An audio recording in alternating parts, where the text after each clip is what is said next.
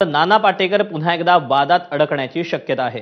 यापूर्वी 2018 मध्येही तनुश्रीनं नाना पाटेकरांवर गंभीर आरोप केले होते। त्यानंतर बॉलिवूडमध्ये मोठी खळबळ उडाली होती।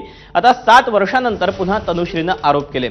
याच पार्श्वभूमीवर नाना पाटेकरांची प्रतिक्रिया आम्ही जाणून घेण्याचा प्रयत्न केला, पण त्यांच्याशी कोणताही संपर्क होऊ शकलेला नाही। त्यांच्या फार्म हाऊस समोरून आढावा घेतलेला आहे आमच्या प्रतिनिधीनं, पाहूया। मुंबईत 2018 साली कास्टिंग काउच झाल्याचा आरोप अभिनेत्री तनुश्री दत्तानी केला होता।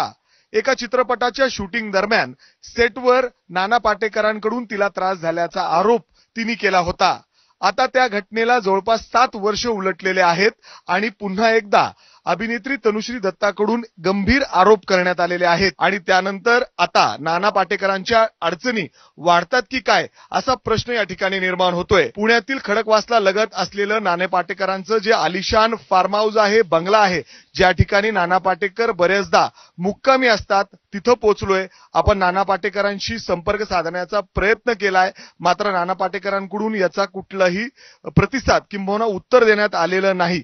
एवढंच काय तर नाना पाटेकरांच्या काही निकटवर्तीयांशी देखील आम्ही बोलण्याचा प्रयत्न केलाय, मात्र त्यांच्याकडून देखील कुठलंही स्पष्टीकरण आलेलं नाही। इथं देखील आतमध्ये सोडलं जात नाहीये, कुठलीही प्रतिक्रिया या ठिकाणी दिली जात नाहीये। जर आपण इथं बघितलं तर नाव देखील लिहिलेलं आहे नानांची वाडी।